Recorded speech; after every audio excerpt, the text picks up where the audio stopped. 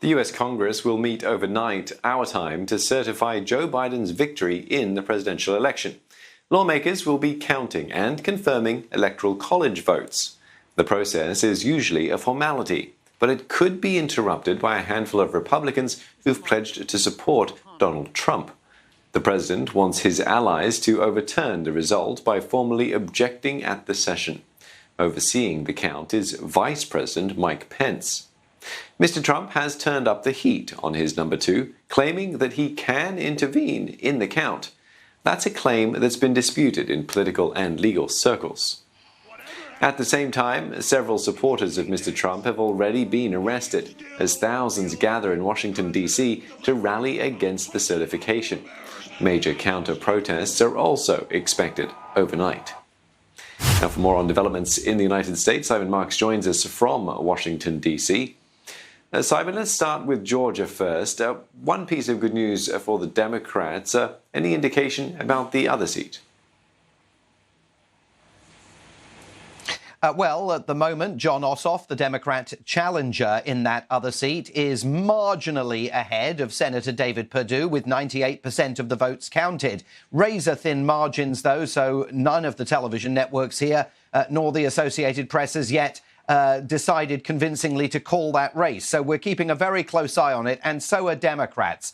Jon Ossoff's victory in Georgia, were it to come, would make a huge difference to President-elect Joe Biden, because it would mean that the Democrats would be in control of the agenda in the United States Senate, and that Vice President-elect Kamala Harris, after she is sworn in as Vice President, in her capacity as President of the Senate, would have the casting vote anytime there was a 50-50 split between Democrats and Republicans on pieces of legislation that Joe Biden passionately cared about. So this is a very, very important moment for Democrats as they await the outcome of that second race in Georgia. And it's also important to underscore that the mere fact that these two seats may both go to the Democrats is an astonishing achievement for the party in a state that traditionally has been firmly and reliably Republican. And it's an indication of the price that the Republicans are paying in Georgia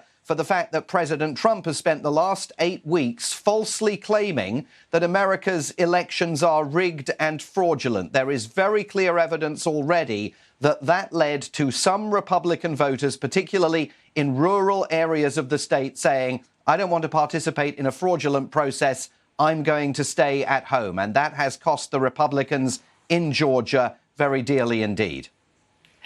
Well, back in the Capitol, Simon, there isn't typically very much fanfare about the certification of the presidential election results, but it seems perhaps it could be a drawn-out process this year. What are we looking at?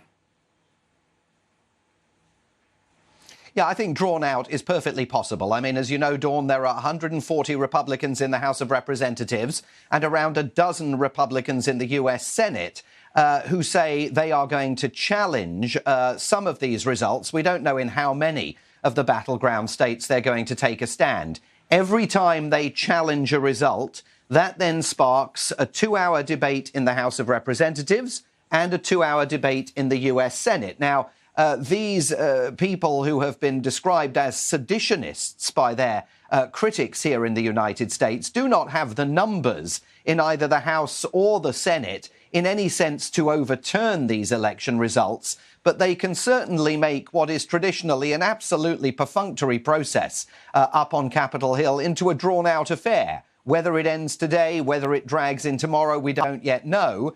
It's not going to undo the outcome of this election, but it certainly is going to provide yet another dramatic chapter in this very drawn-out affair that we've been witnessing since November.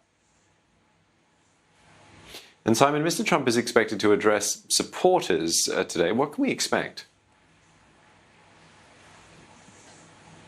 Well, let me tell you what I don't think we can expect. I don't think he's going to concede that he lost the election and announce to thousands of really furious supporters who have descended on Washington, D.C., that he's telephoned President-elect Joe Biden and congratulated him. But Donald Trump has got a massive job of expectations management on his hands. As far as the crowd is concerned here in Washington, and as far as he is concerned himself, because Vice President Mike Pence does not have the constitutional authority to do very much on Capitol Hill today. He's essentially acting as a glorified game show host. They pass him the envelopes, he opens them up, he checks them for authenticity, and he reads the results. That's all he gets to do. So if Donald Trump thinks that there's going to be drama on Capitol Hill that is going to be able to allow him to tell his supporters the election's outcome is being undone, that's just not going to happen. What the President of the United States will do, I think,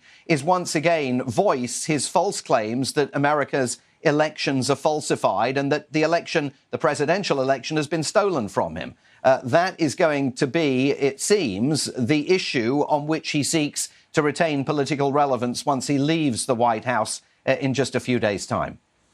Well, for the next few hours from now, at least, he's probably going to be focused on just how many supporters of his are going to be streaming into D.C. Simon, thank you very much for that. Simon Marks there, live for us from Washington, D.C.